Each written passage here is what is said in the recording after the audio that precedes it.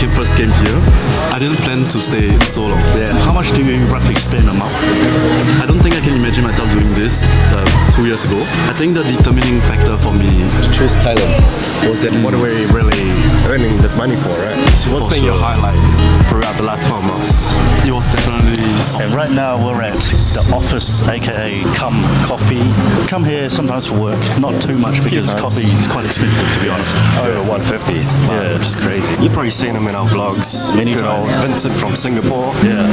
We're gonna interview him. Let's get to know our friend a little bit more in depth. Let's go. Let's go find him. Check it out. Here we go.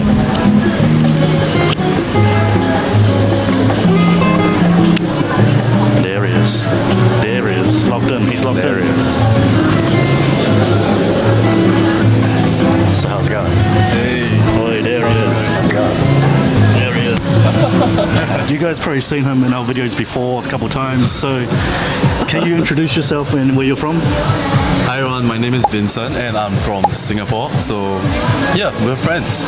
There we go. And this is the first time we're doing like something like this. So actually feeling a bit nervous about how we're gonna do it. Vincent was actually, I think, our second creator friend ever in Bangkok. Yeah. First was May. He was introduced to us by another creator. You probably saw her on one of our other interviews, Mango May May. Vincent, obviously you've been here almost like a year, same as us. We actually got the DTB within the same week, right? Yeah. So how's life been here in Thailand?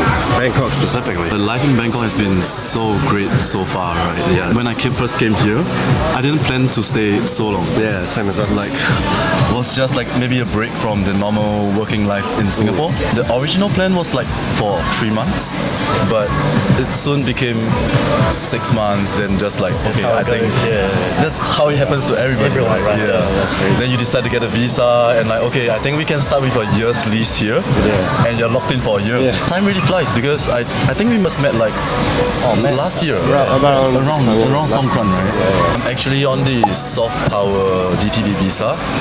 Basically, when you apply for the visa, you cannot have two options to choose from. The first one is what Philip and Jason is on now, which is the remote work option.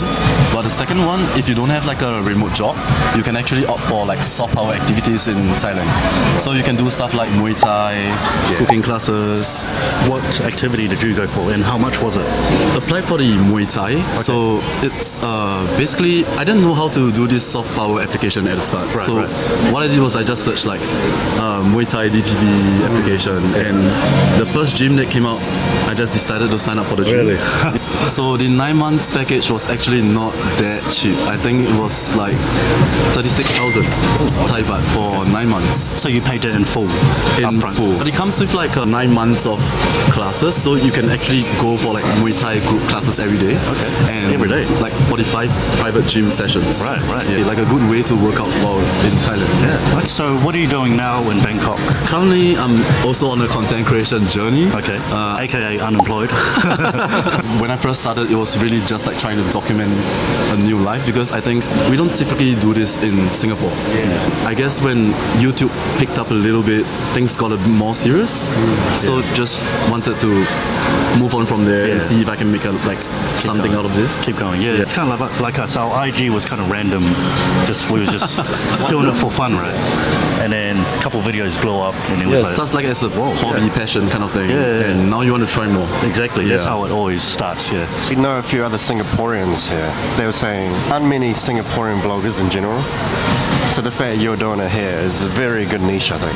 I think that is true. Maybe I would say that like vlogging in general or like content creation in general, it's not very common in Singapore. It was a little bit scary at the start to like try to put yourself out there and let people judge you, show people your life, etc.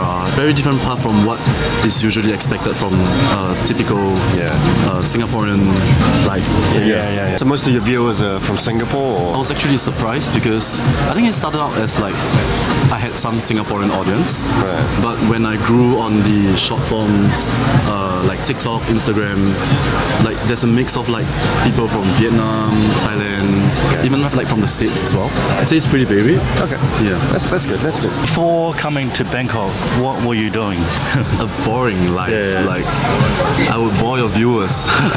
Working a 9 to 5. Okay. Yeah. So honestly, before when I was still staying in Singapore, I could have never imagined myself being in the field of content creation or marketing. Same here. Same here. It's crazy because when I first started out YouTube, I was so camera shy. I'm even camera shy till now. Oh yeah.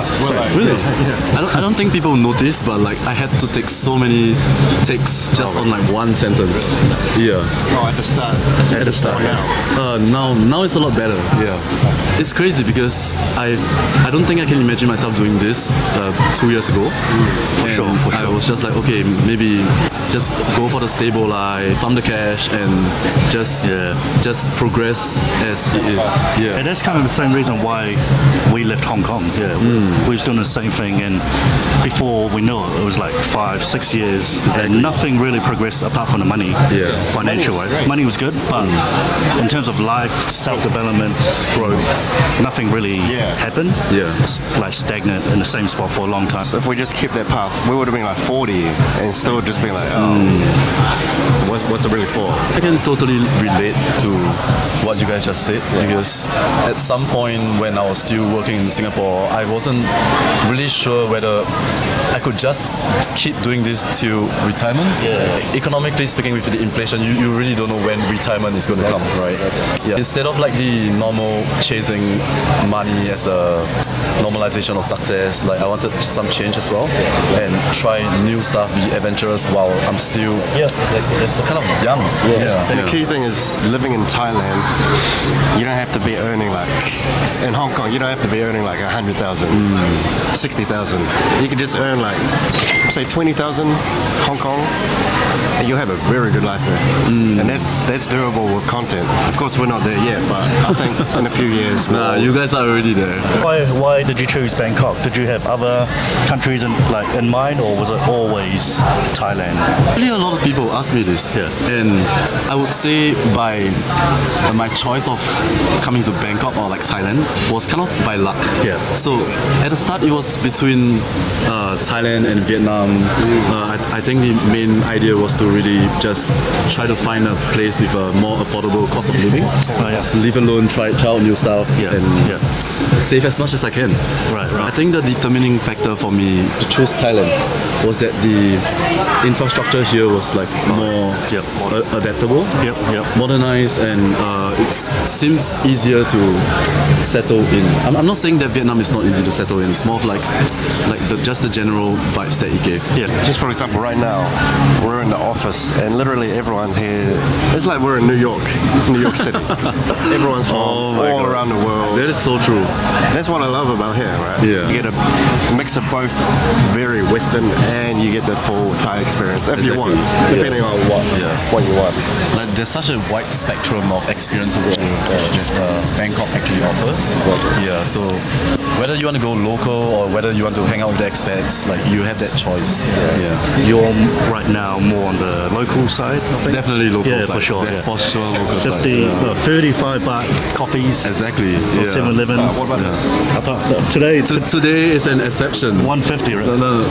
This is not 35 baht because we're all trying out this content creation stuff. Obviously, we're trying to save more on like unnecessary expenses. For sure. Like if you can get a coffee from 7-Eleven for like 35 baht, like it's really We're still doing that too. exactly. That's the best coffee. Like the Pat Krapao for 60 baht. Yep, that's us. That's the story of our life. Every day. Yeah. Speaking on that, how much do you roughly spend a month? Roughly, maybe about $1,000 per month. Okay. It's less than us. Oh, because I'm a really frugal guy. I know you are. I can literally stay at home for the entire week and work at home. So I don't go cafe. What about rent? How much do you spend on rent? My rent is currently 15K. That's good. Yeah. Okay. Honestly, I'm actually thinking of moving to somewhere cheaper. Yep. Okay. Because I think if I can move to like somewhere like Punawati or maybe even Bangna, like a 1-bedroom will cost lesser. Oh yeah, 10k, 8k, 12K. Yeah. even less. Yeah. And it's not that far from here as well. Yeah. For the same size as well. Yeah. Exactly. Yeah. Where do you usually hang out in Bangkok? The Ekamai and Thonglor area is a really nice place to hang out, but it's a bit expensive here. Honestly, yeah. I think because like the general area here is more catered to working expats or maybe like the rich locals. Yeah. So, I mean, they always have like nice cafes like the office. But it's gonna be Triple the price. exactly like this is 150 for iced latte. Yeah. Honestly, it's not that good. It's really more just like the vibes. Yeah. You're paying for the environment. Yeah. Obviously, you moved here all by yourself. How was that? How did you start building your own community here? Actually, I don't have that many friends. I have to be honest, right? It's not like I came here and like, hey, what's up, guy? Like, I don't know every person here. I'm like a semi-introvert and extrovert. Yeah, so I can kind of switch. Yeah, ambivert. Okay. So I can switch between the two. But honestly, if I don't meet people, I think I can literally just like work at home alone. But I think Bangkok is such a good place to meet new people, especially if you're like in the content creation field. Exactly. Yeah. Like May reached out to you. Yeah, exactly. How we basically knew each other was like one of our mutual friends managed to link us up. Yeah. And now we are just like And now we're like really close. And then she's always at home. she's always She doesn't. Is that going into the video? I don't know. She's gonna watch it. May, if you're watching this, you should come out more often. Main differences between Singapore and Thailand. Say one of my biggest culture shocks when I first came to Bangkok specifically was the beauty standards. I don't know whether you guys realized it, like when you guys came from Hong Kong. Beauty standards here are insane. Everyone's always dressed up, Absolutely.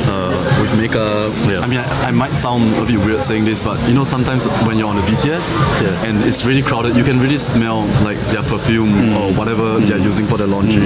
And it's crazy because it's really obvious that they take good care of themselves. Even if they're just like going out on a 5-minute walk to the big C for grocery shopping. Yeah, it's crazy. Sometimes you see the people in their pajamas. I'm still getting used to that, to be honest. I mean, I think there's a mix. So, but I was really shocked when I first came because in Singapore, I think we are more comfortable with being like dressed down. Just in like local community places. In Singapore it's really shorts and t-shirt because of the heat. It's really like humid there. So everyone's like just wear t-shirt, shorts, and slippers. And they're okay, and they go to shopping malls like that. Yeah. Honestly, places like this, like no one's wearing shorts. Like, everyone's actually dressed up. So I know what you mean. Like everyone's looking like ISOs.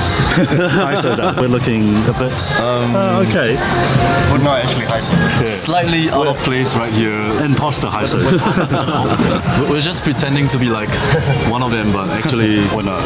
we are going to 7-Eleven later for dinner. Exactly. What's the main parts of you that you feel you've changed throughout the last year living in Thailand? Oh, personally, it's like the confidence. Comparing the lifestyle here to Singapore, I don't think when I was in Singapore I was used to just meeting up with people randomly just because we messaged online. And just like striking up a conversation. So, but when you're here alone, you kind of have to find a way to do that, right? Definitely like the way you carry yourself and you present yourself, like how you exude confidence is important here.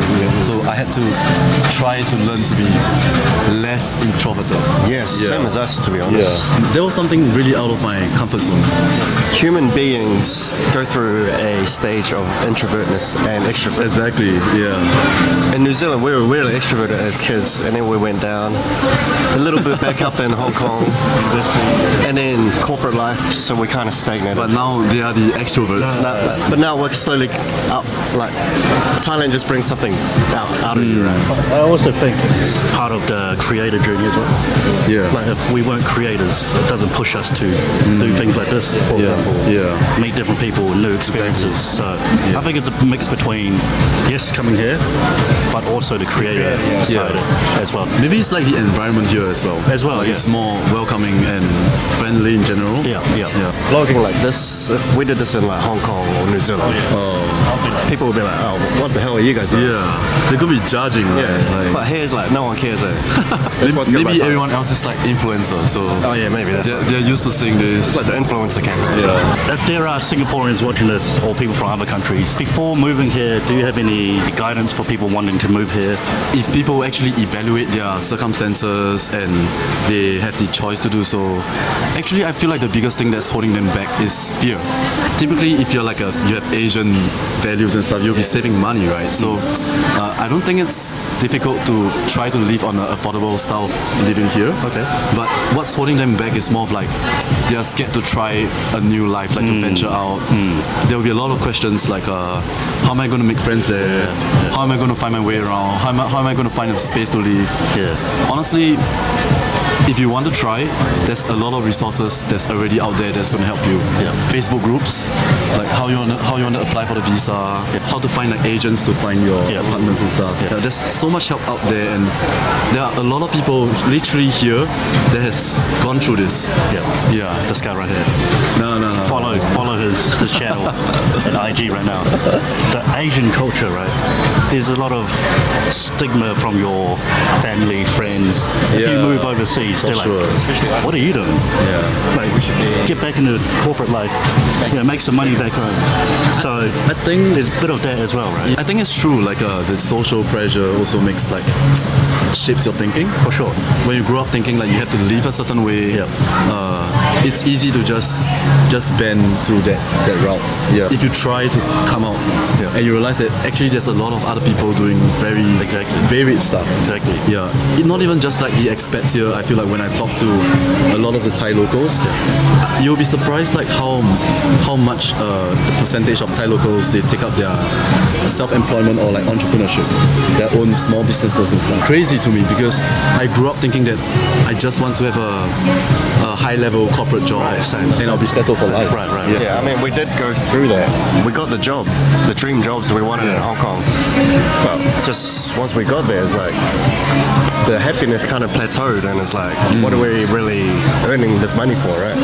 We could do whatever we want, travel whenever we want, but there was something missing. That's why we decided to move out. Us moving here, it's not for everybody, right? Being content creators, it's just like, if you have time to maybe spend 1 or 2 years to pursue your dreams, I recommend doing that, whether it's content creation, starting a business, or whatever. At least give it a go, right? And you don't want to regret down the line when you're 50. We can always go back to office, right? It might not actually work out for us. But, hey, we're having the time of our lives, don't we? And we can always go back to Hong Kong, New Zealand. You can always go back to Singapore. So, I think we're not saying like everyone must try this, but like if you even had a single thought or like of trying something different off the beaten path, like just go for it and don't let anything hold you back. So you've been here around a year, same as us. So how's your Thai? I've only started learning Thai about 2 weeks ago. I feel really bad because I feel like it should be a thing for like people to try to immerse themselves into Thailand because we are kind of like guests in Thailand, right? For sure. I would say Thai is really, really difficult to pick up. So many vowels, so many like different tonal marks, short and long words. I don't know. So I'm just trying to watch YouTube videos every day and practice it with people as much as I can, but it's really quite difficult. Can you say something for the audience right now in Thai? No? Sawadee krap tukon, kin khao riang krap,ชื่อ Win krap. Are you going to classes or just purely doing it off YouTube? Purely off YouTube. So But I think it's really important to try to practice it because by watching videos and listening, it's harder. You think you can remember, but like it takes like 30 minutes for the word to go out of your brain. It's really hard. Using a couple of apps, that kind of helps, but I feel like maybe the best way is actually going to classes, like actually enrolling. Yeah, we'll see. So far, I think the apps are good enough to get by conversational. So what's been your highlight throughout the last 12 months? It was definitely Songkran. Yeah, same as us. Like the first experience was just Insane. crazy. I think people don't understand until they come to Thailand to experience it for themselves. Yeah. Like how organized, chaotic it actually is. But I think besides Songkran, a lot of like heartwarming moments as well. So just like a really short story. Always buy food from this street vendor that's near my place. You know how in the November and December period of Bangkok, it's kind of like the winter season, so the temperatures drop to like maybe 18 to 20 degrees. So it was a really cold day, and the street food store they didn't have like a microwave or heater for their food. But I was buying it, and as usual, we can't converse in Thai because I can't speak Thai. But she just suddenly took out her phone and she just like typed something. So I was like, oh, she's trying to say something to me. She showed me something in Google translation to English, and she said, the weather is really cold. Remember to heat up your food. Tira. Oh, okay. You guys know what's tira? Is it like darling? Yeah. It's like an endearing way of saying my dear or like a darling. Really nice gesture, because I think that day I was not having a good day or something, and I just felt like, oh shit. Kind of touching moments like this. Wow. Yeah. So it's more about the hospitality of the Thai people that's made your experience. Same as us. Yeah. To be honest. That's one of my biggest culture shocks here as well. Like, people here are just genuinely and generally really warm and friendly. Like, if you need help and you just try to Google Translate for them, they will take the time to actually read what you're saying, and they will help you in whatever way. Honestly, when people ask like, oh, how do you adapt to life in a foreign country or in Bangkok in general, I would say just don't be afraid to reach out, and you'll get what you need. Yeah, where can people find you on socials? My YouTube is Osh Vincent. Wait, how should I do this? My YouTube is Osh Vincent. Right here. That's my Instagram name handle as well. So TikTok is like Osh Vincent but with a 0. Don't ask me why it's 0. Yeah. Go follow, and we'll see you guys in the next vlog or video. เจอกัน